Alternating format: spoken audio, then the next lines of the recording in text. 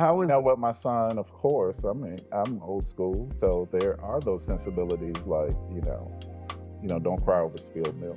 It's not that you can't cry about some things, but you don't cry over spilled milk and get over it very quickly. and how would that language be with the daughter? Oh. Aw.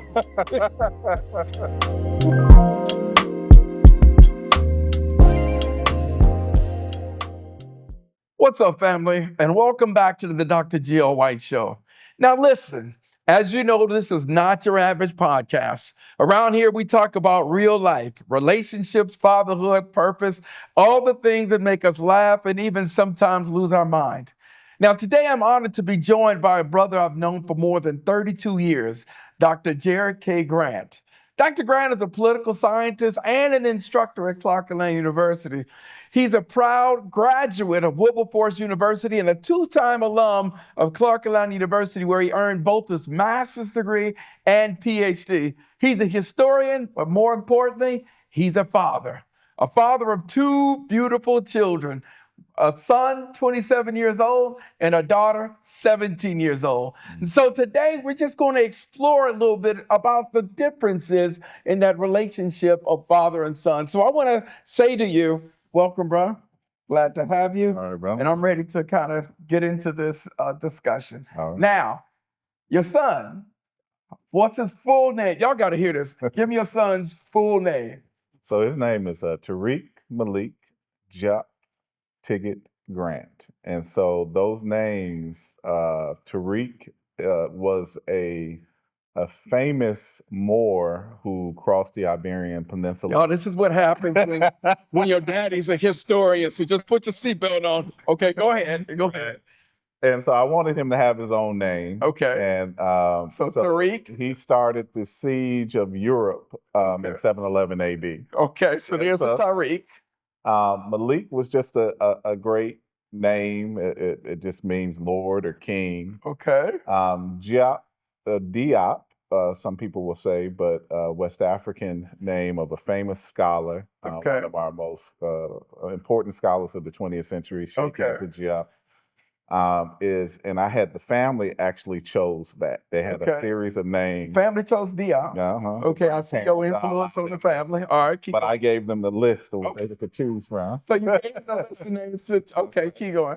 And so they chose Jop. And so, and then Tigget is his mother's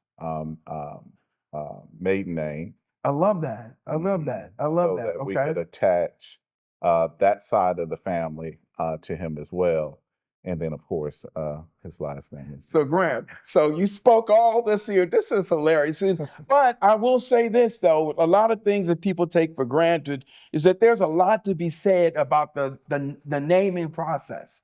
And so I kind of am excited about that. So what was it like, first of all, because we're going to get to, y'all going to see this difference between a son and a daughter. So what was it like when you found out you were having a boy? Oh, I was elated. And relieved or what did you say? Elated. Elated. Okay. I was very happy. I need happy. Okay, go ahead. That terminology, but I was happy. I was ecstatic. Yeah. All right. So you were happy. You had the boy, and did y'all have a baby at the hospital? What did you do? So he was. We had a midwife. Okay. And so he was born at home. I actually caught him in my hands. Oh, I always share that story with him anytime. And he gets tired of it, but and did you hold him up? And I held him up. Hold the only thing rated yourself. When they come out, the head is in this alien shape, and his eyes were all over the place. So well, you're like, maybe I should have had this baby at the hospital. I'm like, oh, what's wrong with this baby here? But I did the roots thing and rose them up to the sky, and, all of that. So you had this great moment in terms. Now it's interesting because you were a big time athlete. I know that at Wilberforce University, you were a guard. You were a guard at Wilberforce University, outstanding basketball team and stuff. So when you had your son, I don't know if we were outstanding basketball team, but go ahead. Yeah, that's right. Y'all wasn't that good, but you are. But when you tell the story, it's different. But anyway. As an athlete, and these were some of the things you were kind of hoping to see. And did you see these things show up in your son? No. It's interesting. You want to pour into your child to make them into maybe what you want it to be. Yeah. And that's not that's not always what's going to happen. Okay. And Tariq has his own mind, has his own destiny, has his own purpose, and he's sure of it. And so as I put that basketball in his hand at 1 or 2 and take him to the gym, he go with me every weekend to play ball. He see me play ball all the way up to his teens, but it just wouldn't take. That was not his interest. He was not Right. interested. If I tell him to do 100 layups, he'll do 100 layups and say, "I'm done doing 100 layups. Can I go do something else?" Yeah. And of course, I'm like, you got to want it. And after a while, I just had to allow him to Take his own walk and journey. his own And it's a beautiful thing because you've got an outstanding son and a young man, and he's in a great relationship and he's doing all these things. But we see that happen a lot of times. So what you just shared is not unusual with a lot of men. It's a lot of times men they want the sons because they speak into their life or an extension of everything they wish they could have, should have, or would have done. And then what God does is gives you what you need instead of what you want. Yeah. So you had this son, and you all have a great relationship, but then you were blessed with a daughter. Yeah. And so now this experience is a little different. And again, you all, I'm kind of sharing with this because for all you men that got sons and you have daughters, you're going to be having a similar experience as you listen to this brother talk. So now your daughter, she's a senior in high school. She's a senior in high school. Okay. They're 10 years apart. 10 years apart. Okay. And now tell me, what was it like when you had that daughter? It hits you in a different way. It just hits so different. And so the daughter just touches you in a different part of you. It's always love, but it's just it just strikes you much different. And so And what do you mean by that? it hits a soft spot. With a son, maybe it's pride, maybe it's your chest out, The machismo give you machismo. permission to stay hard and tough and Right. But fall down, brush your shoulders off. Yeah. But then you have a daughter. What it's- happens? you another side of you is born. So she's born, but another side of you is born. Or was already in you. True. Okay. True. So now this daughter comes, and a great friend of ours, his father once said, I thought it was the most beautiful thing. He said, every man wants a son in his youth, but he will wish that he had a daughter in his old age. Right. And it's just something, as a father with 3 daughters, I get it, because even with my own daughters, when it comes to my health and them chips, I got police. They're on me. My fitness. They've gone past giving me hints. What you got on? Yeah, they do interventions. So for you, this daughter, tell me some things that you noticed immediately different between raising this daughter and raising your son. With the boy, you're a little harder. Okay. Well, more disciplined. He also was my first. Okay. So, you might be a little bit extra with your firstborn. With my daughter, it's the softness, understanding that my voice was more powerful for her than it was with your son. I can say, I'm disappointed in you, or that would have more impact than the boy who may or may not care. Now, let me ask this. Saying I'm disappointed, you just told me that would, I'm assuming, have a greater impact on your daughter than your son, right? Absolutely. Okay, well then let me flip the script then. Saying I'm disappointed, would that impact you more being disappointed by your daughter than your son? Say it again. Your daughter, you said, I'm disappointed in you. Is it harder to tell your daughter I'm disappointed in you than it was to tell your son? No. Well, because I'm an educator, so it's important for me for discipline. Okay. So discipline in children is very important. They have to have consequences to any bad behavior or anything. But but it should be unique to the child. Okay. And so I wanted to honor the uniqueness to each of my children on how to discipline them. So now your daughter, and we see this, like I just gave you the joke about how my daughters, they become the rule and guide sometime of my health behavior.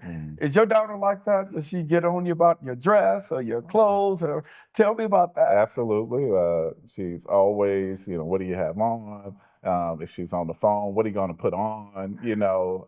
So definitely with my dress, when she sees me, she's going to fix things. With the way you dress. With the way I dress. So she'll stop you and say, Daddy, Oh, yeah, absolutely. She's my biggest critic. When you think you're looking good, Right. they tell you them shoes don't match. Those socks, why are you wearing those socks? Why'd you wear that tie? All of that. So we have fun with it, but she's serious at the same time. So now in this journey, and again, I think this is very important because there is a reality that we do raise sons and daughters differently, and also recognizing that sons and daughters impact us as fathers differently. And so I'm going to ask you, what are some of the greatest changes in you having this daughter? What really you find yourself, just kind of being different? I think emotionally, What do you mean by that? I like that. I was more vulnerable to her sensibilities, to my own discovery of maybe a different type of falling in love or an unconditional love that was there. So she opened those sensibilities up in a way that you may not be ready for. So a daughter in this regard kind of almost, if I'm hearing you, give you permission to really move towards that concept of unconditional love. Absolutely. Yeah, well, that's what the growth part, I think, for men. And when you think about the way society is in terms of the messages that they send men about being hard or being strong or holding in your emotions and all these things. But then when the men have the daughter, they kind of cause a lot of that to be thrown out the window, would you say? Absolutely. How is Now, with my son, of course, I'm old school, so there are those sensibilities like, don't cry over spilled milk. It's not that you can't cry about some things, but you don't cry over spilled milk and get over it very quickly. And how would that language be with the daughter? Oh. Oh. Don't worry about it. We well- got some more milk in the refrigerator. Right.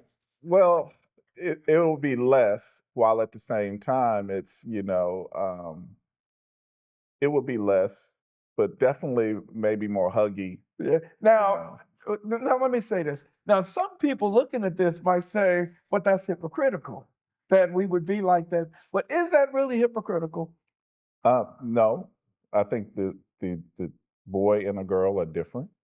That should be honored, as well as they're just two different human beings, and that should be honored. And so, again, as a educator as well, who comes from a family of educators, I'm looking for the uniqueness of how I also need to be with my child, and to honor their uniqueness in the world. Now, this is going to get a little uncomfortable, but it would be uncomfortable for me too. So here's a full disclaimer. So now, when your son growing up and he started the dating, how was that for you? And of course, then the follow up on that is a daughter. But for the son, how was that? What was the messages? What was the cues? You've already established that it's not hypocritical because they're two different people. So that disclaimer's out there. But how was that? I remember the first time, well, it was in elementary, where he was taking extra juice boxes to school. The Tariq will kill him. And so, we were like, why are you taking extra juice boxes? Only to find out he was giving an extra juice box to some girl. And how did that make you feel? Oh, chest out. I'm like, oh yeah, that's all right, son. Buying some extra juice boxes at the store and everything. And so I'm like, yeah, that's fine, go ahead with that. And so I was happy about that, of course. And of course, when he started dating when he was in high school, happy about that and just trying to talk to him about, Giving him you some know, advice. giving him advice. The older, for me, the older they become, just to be able to communicate and give them advice Okay. is really was really important to me. Wisdom It's and cathartic. knowledge. Quite, yeah. Yeah, that's where I'm just like, oh, I love that part of And you had the birds and the bees conversation with him. Oh yeah, yeah. How did that go? Oh, with the boy, it's great. Here we go. Here we go. So now let's talk about your daughter. And he has a beautiful daughter, absolutely beautiful daughter. So now, what was it like with your daughter the moment you start realizing that boys had an interest? Now, remember, your son just took the extra juice bottle to some little girl. So now we are changing it. Now it's your girl getting the extra juice bottles from boys. So now what is that journey like for So you? I'm constantly would talk to her. I know boys are looking at her, especially in middle school. And as she get in high school, now you start to see men looking at her. And so for me, it's protection. Talking to her about what to look out for, what to see. It's a protection conversation, wanting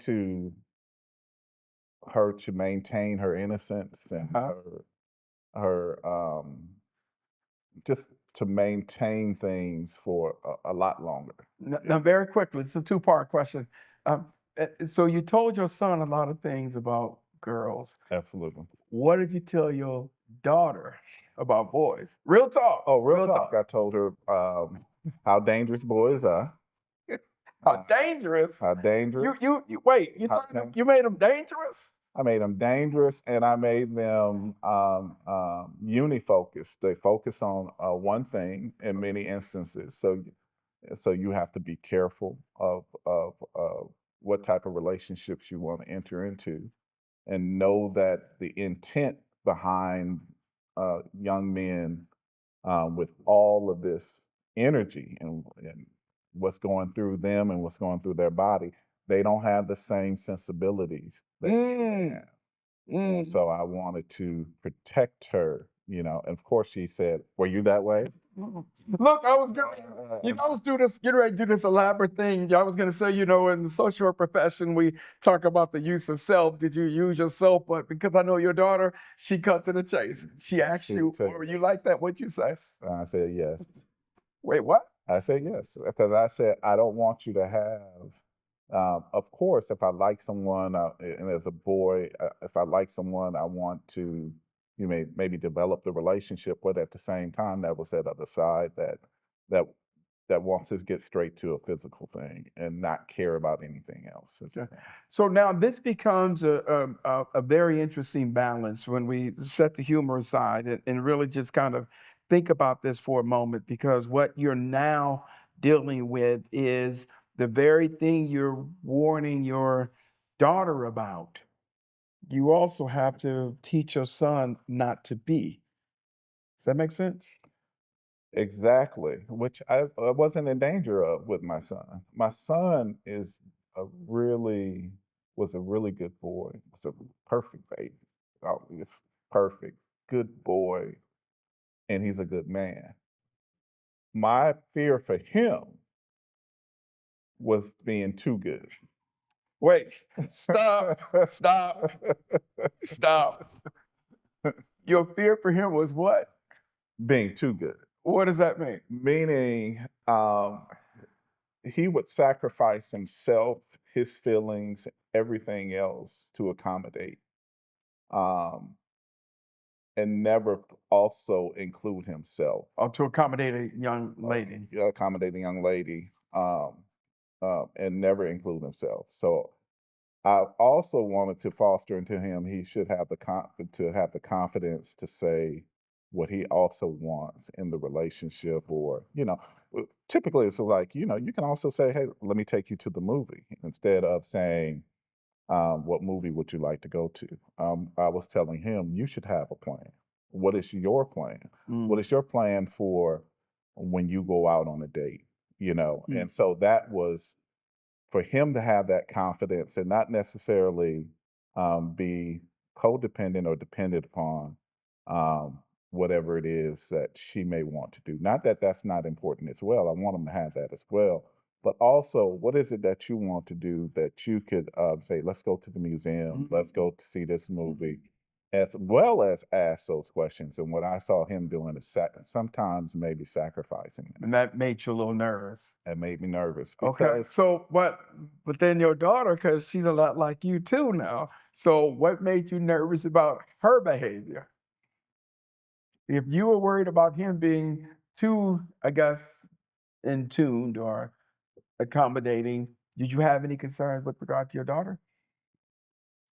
my daughter's very smart. And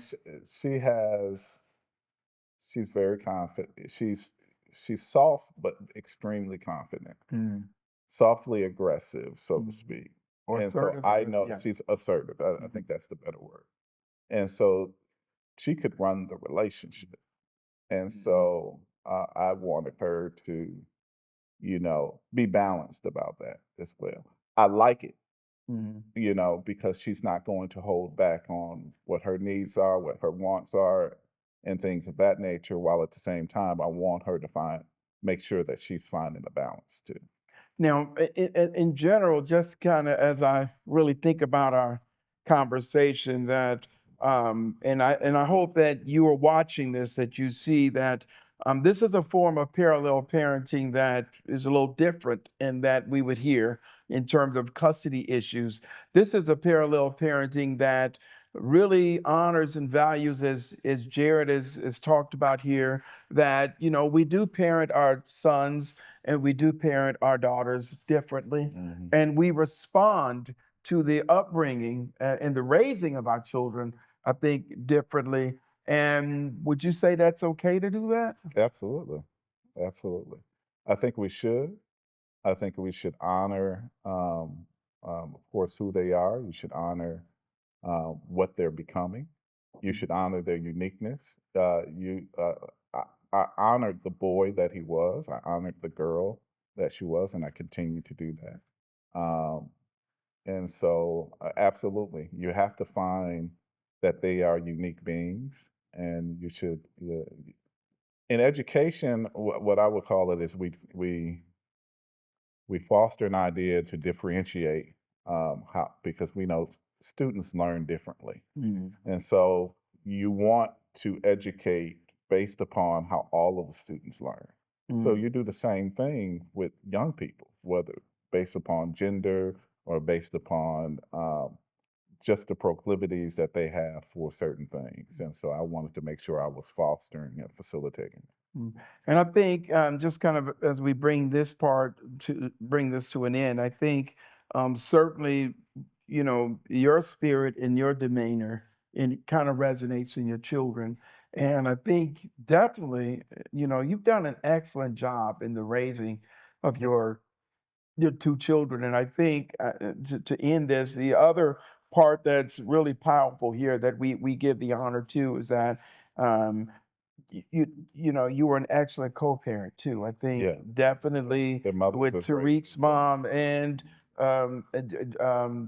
Jada's mom, the whole co-parenting, it's really ideal. And Absolutely. all the work that I do and the emphasis that I put around the power of co-parenting, it gives me and it makes me smile when we see it, when we see people doing it. And co-parenting is, there's functional co-parenting, and there's a thing where it's it's shared parenting. But really, ideally, when you can see parents that have the ability to set aside any differences, set aside anything associated with the relationship dynamic changing, that with both of your kids' moms, I think you all have done an excellent job in how you do that. Mhm. And that's the co-parenting piece.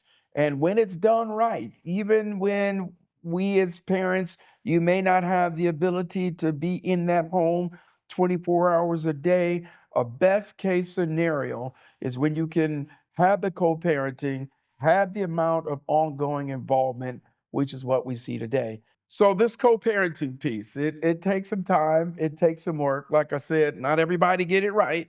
And so I think it's important though, because I'm complimenting you on how you're doing this. Some people struggle to do it with one parent. But you've managed to kind of do it with both parents. So what was that like for you? Um, you hear the horror stories, Mhm. but with us, with each situation, I was blessed, and so to say the least. So my children have great mothers, and we co-parented very well. It had its challenges here and there.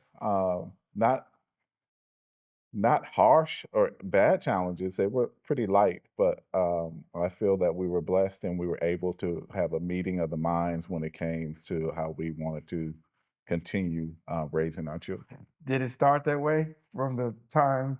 Well, let's do your first one. Did it start that way from the time that the relationship ended, in that initial? And I'm No, saying that's a this good question. because, and I'm saying this too because you know I'm always talking about with divorce the casualty of war, and I can tell you in 90% of the cases that I've worked with over these 30 years, I'm honest.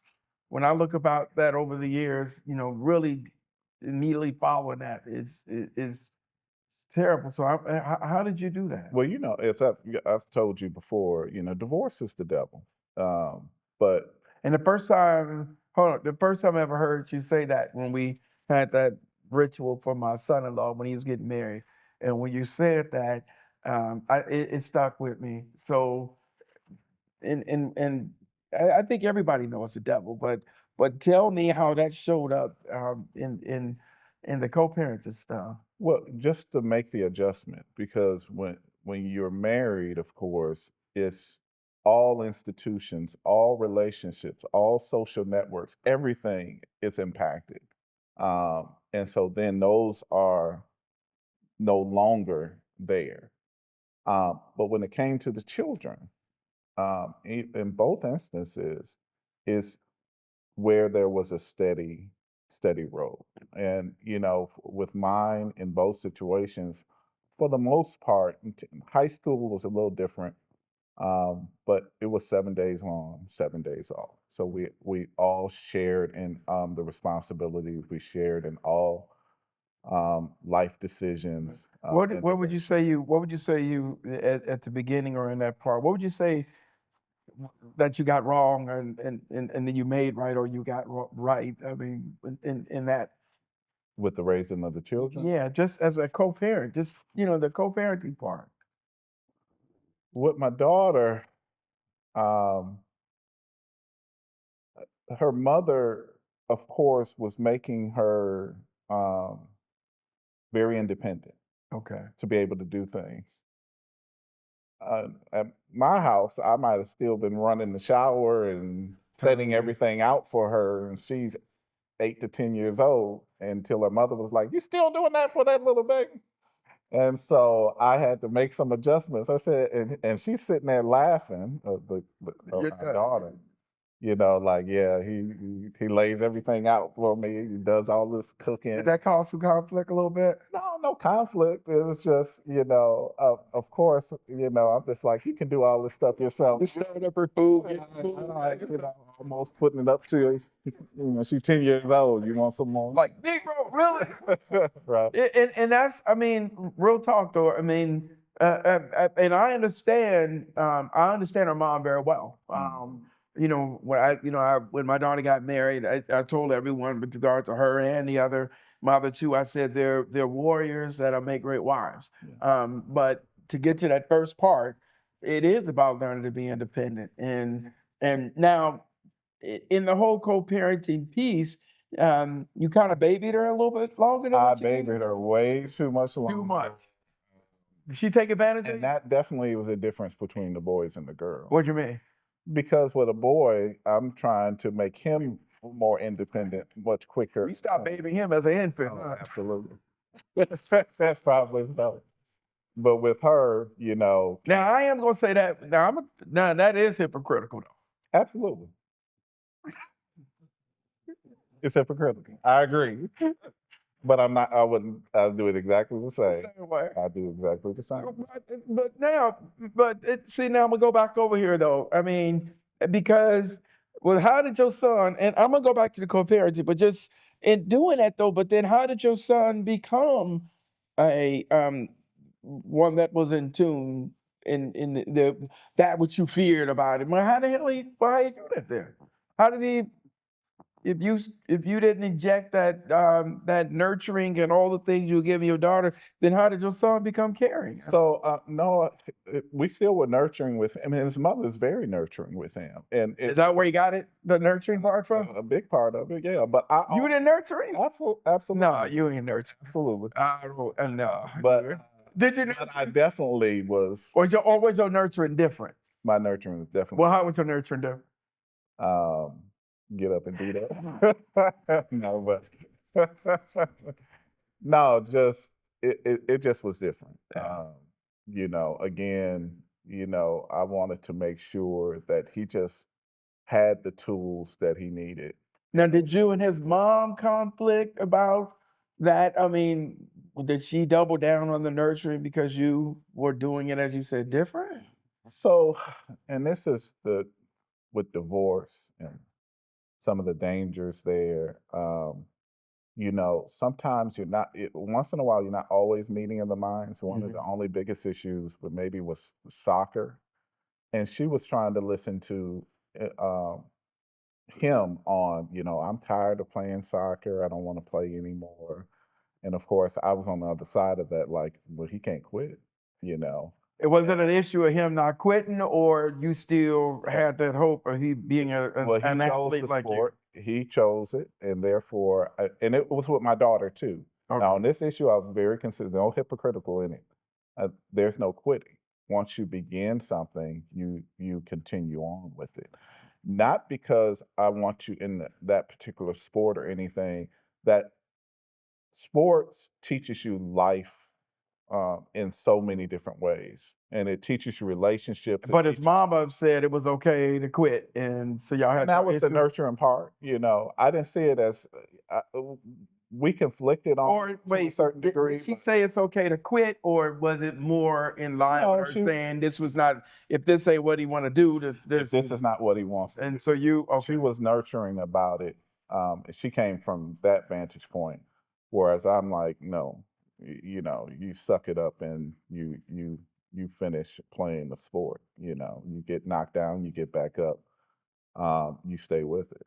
So this, and I'm going to talk about this, the whole masculinity thing in terms of how to do that. But let me just finish this. So with the co-parenting, I see that conflict. I can see y'all getting into it, and I know his mom, and I see that. But y'all managed to, when did how did you kind of learn to kind of reach consensus or give in or whatever you want to call it? If one parent is maybe against something or find themselves to be against it, they may win out. You know, you just learn how to pull back from um, certain certain issues. So now, I'm gonna in a moment I'm gonna put this on you because I'm looking at a quick pattern I just saw. So when it came to your son, you saw his mom being more the nurturer, and you kind of pushing that piece. But then on your daughter, you became the super nurturer. No, so definitely with my daughter, I was very nurturing. However, when it came to sports, when it came to dance, when it came to certain activities, I was very disciplined. So But is the that same them or is that your stuff? I don't see it as stuff.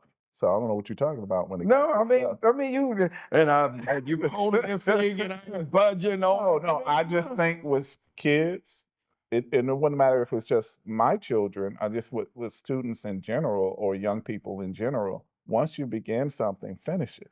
I know, but I mean, but some folks sometime I think would take the position and let them experiment. They might try this or might try that. You experiment. I Yeah, mean, experience it. after you finish doing it. So do a whole season. Well, from our generation, and this is the difference between generations too. Our generations did multiple things more, I think. And didn't quit. Not, we may have quit here and there, but we definitely That wasn't the norm. that wasn't a norm. Like you're gonna play baseball season, you're gonna play football, we're gonna play basketball. Um, for example, with my daughter, I want her to stay in dance. Was in it for years, and she wanted to quit. I Oh, didn't. wait, want her how to many quit. years? A year, about 4, 5 4 years. years.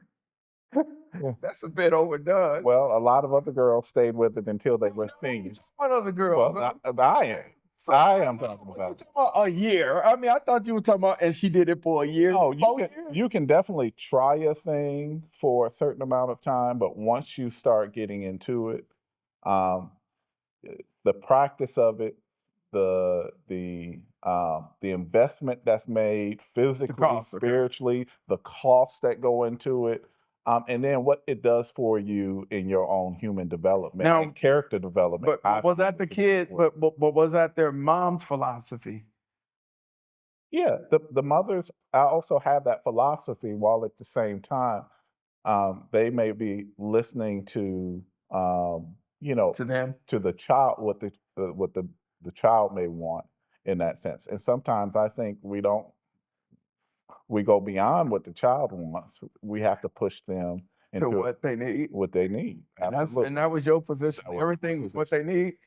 Not always. I mean, I'm sure I was off on some things as well, but I'm in that sense, I think that was more important for me. Yeah. So one of the things I like, and I'm gonna kind of double back here because again, I think as co-parents, at least what we see on the outside, Mm. you all have done well. But I want to kind of double back and just focus a little bit about your son. Mm. And you know, as you said, you get down, dust your shoulders off, and you kind of keep it moving, and that you know this notion of manhood and masculinity when we really start thinking about it, you know, how did you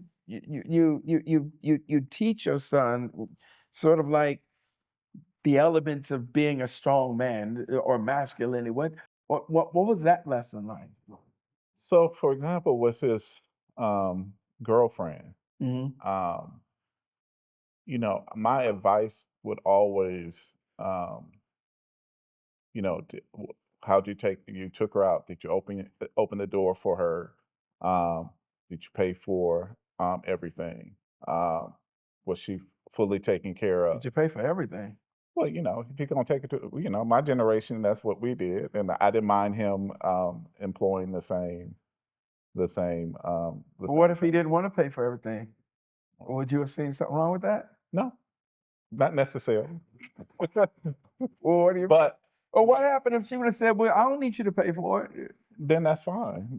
But He should expect. when I would see her Uh-huh. and I've asked her, I said, "Did he take care of you?"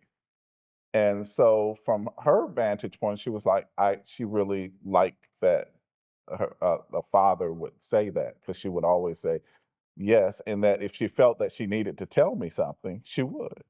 And so Interesting. I want to make sure that my son was doing everything that he's supposed to do, and I always get back good reports from him, and I want to give him the type of advice um, that um, that he could follow. Now, were you like that growing up with women? Yeah, I think I was. I no, I Now think you're losing a little bit because you were telling me with your daughter, she's like, "Well, you like that?" well, You was like, as a teen, you're a particular way, okay. but I also wasn't, um, I was nervous to talk to But girls and, all of that. So those ideas, but I also was in relationships, so I was more relationship oriented, um, for the most part. And he certainly is. so, what does being a man mean? You raise your son to be a man, That he's to be a strong consistent. man. What does that mean? Well, that he's consistent, that he's disciplined. If he says he's going to do something, he does it. Um, and that he seeks to take care of himself as well as others that he cares about. Now, there's so much discussion about, and you hear it all the time about toxic masculinity. And toxic masculinity means that you impose certain values on individuals. You have certain expectations of how women are to behave, and people take these values, bring these values from one relationship to the next. The idea that a woman should be submissive and all these things. How do you, how do you navigate ensuring your son doesn't become that type of masculinity where it's toxic and harmful to the women in his life? My son is it's like an empath. Like he Oh, cares. wait, a what? Empath. He cares about other people's emotions and sensibilities. Hold on. Where So, I hold on. No, slow down. Slow down, man. You empath. Am I empath? So no, to absolutely not. wait, Negro. So to be an empath, you just said to be an empath means to care. Right. So you don't care? I guess it's the level of care. You know. No. No. Okay, go back to your son. So he's an empath. When I say care, I said there's a tendency for someone to sacrifice themselves Mm, over and beyond what they need for themselves as well. So they may have a tendency not to be balanced in mm, how they go about doing certain things. So they may care about you more than they care about themselves. And then they find themselves lost over time. It could build up resentment, it can build up all kind of things. So I want him to also be honest with himself while he's also honest in the relationship that he's in. So the empath just means he's where yes, I think I try to be balanced, but of course, I may not care about certain things as much. a lot of things. All right. Well, okay. So let me put it this way. Yeah. What do you think is really when now that you think about it, if your son was sitting here and I said to your son, what's the difference when it comes to all that your daddy just talked about? What's the difference between you and him? What would he say? That's a good question. I know it's a good question. Answer it. I don't have an answer for No, no, that great dialogue I you don't just have an gave, answer Negro, for and he's an empath, and no, man. he would say he well the discipline. There's a difference in how we discipline things, how we are in just in life. My son likes to um, Remember now, you're doing a parallel how y'all different. well And my son is a self-proclaimed introvert.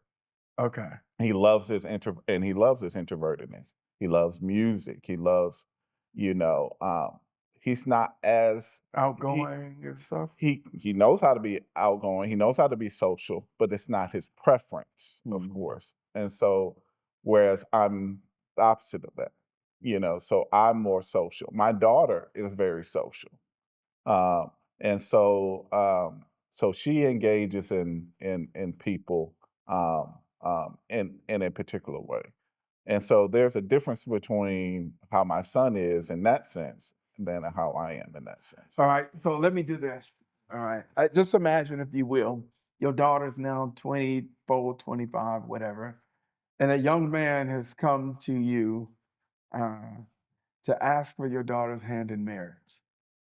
Now you're looking at this young man, and before you respond, he done did everything. You're looking at this young man.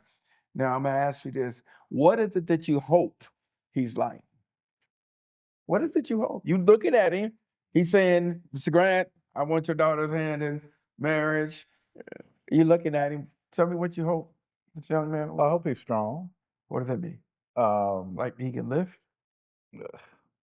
Well, well, strong in character, okay.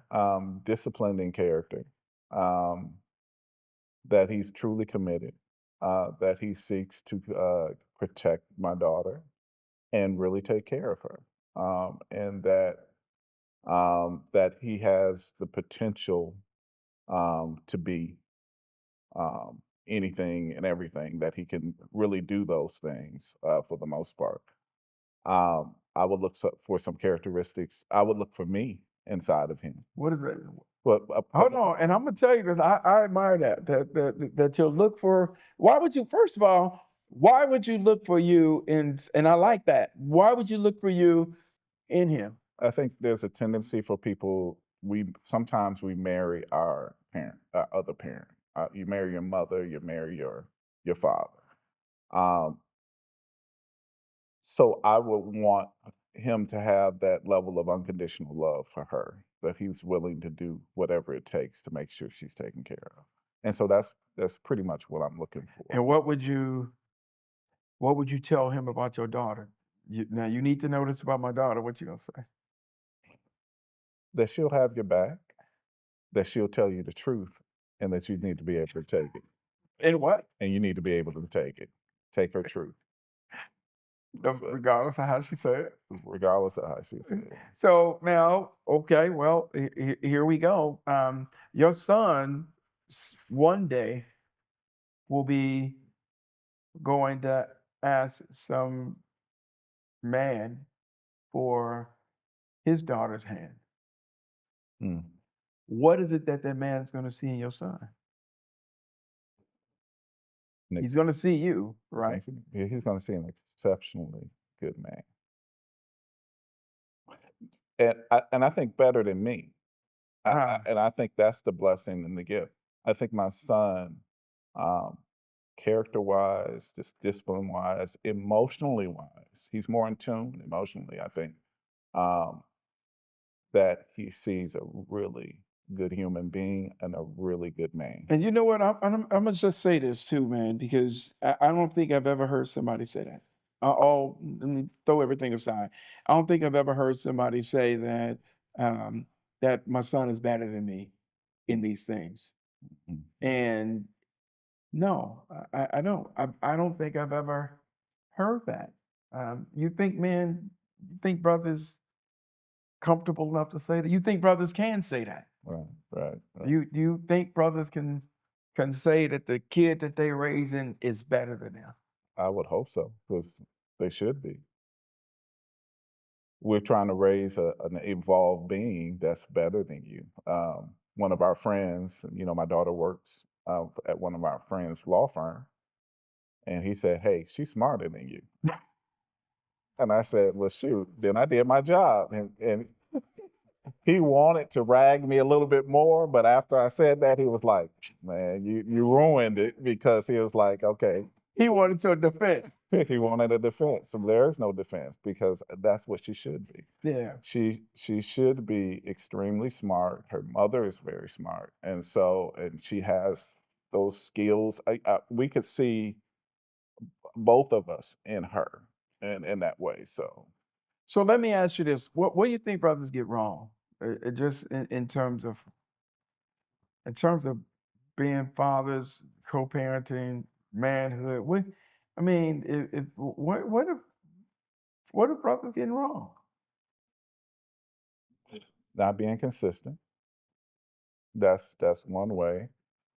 Knowing that you may make mistakes, um, but you should be able to say to your child, "You know what? I was wrong on that." But guess what? I'm gonna be honest with you. With all the groups that I run, I ask men all the time, have you ever seen your father or any man in your house say he was wrong? Brothers don't do that. Well, Brothers taking responsibility. like I don't you, see brothers. like you and I are great friends. One of the key elements of our friendship is truth. With my children, it's the same thing. Beyond anything else, one of the only ways I can protect you, if you got to tell me the truth, regardless of how you think I'll feel about it, regardless if you think you'll get in trouble about it. I need to hear truth. You think brothers hide their faults from their kids? Sometimes they do. Why? They're trying to protect either themselves, or they're trying to protect those children. But your children should know you personally. They shouldn't just know the professional you. They shouldn't just know the father you. They should know some of the personal things about you. One of the things I did last year was take my children to my hometown where I grew up. And Alabama?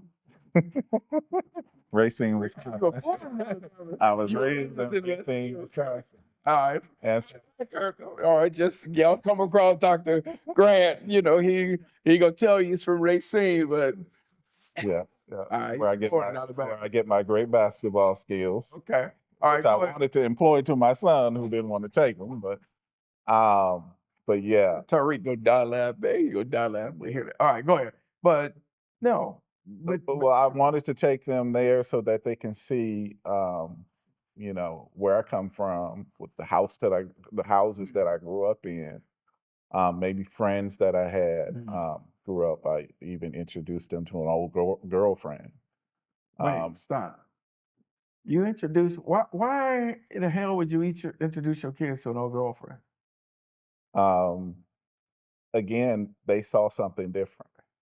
They saw something different with me and in me. In your interaction And with even in our interaction. from way back then, they could see something different. Yeah, they could see All something. right, if I had to flip a coin, which one of them noticed it first?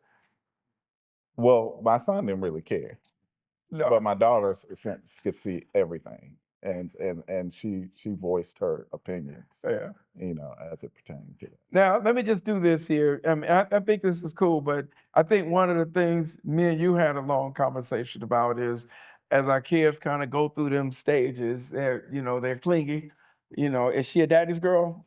She's both. She's Yeah. a daddy's and mama's girl. Okay, good. So coming up, but going through those stages, there was that phase where she became standoffish. Oh, so when she got about, what, 13, 14, Middle school? after middle school, that's where you start to see the rebellion. Okay. And it's interesting. I gave her some books because she's an avid reader. And I gave her all of these books, The Bluest Eyes and Zora Neale Hurston. We about to get into some of this, African and African American history and novels. We're gonna have some deep conversation. Those books to this day are still in that box until literally just this week. Um, she's like, "Where's that box of books?" And I said, "Oh, there, I have them." So she's like, You feeling some type of way? "Oh, I was feeling great." I was like, "So you Was you in ready?" your feelings a Oh, little bit? absolutely. Why? When you say in your feelings, I'm saying in a good way. Like, yeah, we're This could be a good way. well, you said it a certain way. So Stop. I just said you was in your feelings. anyway, This is why we get into this manhood stuff like that, because I'm saying you in your feelings and you didn't well, I interpret wasn't in that. my feelings in the way that you were. All right, go ahead. You was in So, your feelings, well, but go ahead. we're starting our own personal book club, All right. which I'm happy about. And that'll keep you in your feelings? Well, look, right. I'm going to tell you this, man. I can't tell you how much I appreciate you coming to the podcast and jumping in. I think what you are sharing with regard to, co-parenting, I think some of the lessons and the things that you've highlighted, I think is important. I really appreciate you being honest and authentic too about you literally are raising you raise your son and your daughter differently. I also really kind of appreciate too just what you talked about in terms of their moms in their role, and it sounded like that definitely brought some balance to you. I think all these things I think are critical in raising kids, and because there's so many doggone fathers out there who have because of the way the relationship ended with the mothers, they have little to no access. I think, I once heard attorney Molly Davis talk about um, um, the parenting, and he said this powerful thing. He asked about the question about how did Kobe Bryant one night score 60 something points in a game, and he said because of the touches. He got more touches than anybody else on that night. Yeah. And that stuck with me, because I think the difference that I'm seeing in terms of your children is that you have more touches. And I think a lot of men underestimate the significance of that. I think a lot of mothers with the parental conflicts underestimate the impact of that. And it's only when the children get to be of a certain age and they're having problems that when we look back and we see all the deficiencies, all the things that we fell short on. Right. And for some of us, we try to live vicariously through the kids, but for some of us, the same behaviors we did, we transferred them on to our children, and then they become weapons of black destruction in the relationships they enter. So, brother, I just want to say in this here, man, I appreciate you, and I want to toast you for coming to the podcast. All right. And it was 87 touches. 87. It was 80. What did I say? See, here we go, man. 80. All right, 87 touches. Just do the choice. I'm doing the touches. All right, for the 87 touches, man. And your pen and your feelings. Take care.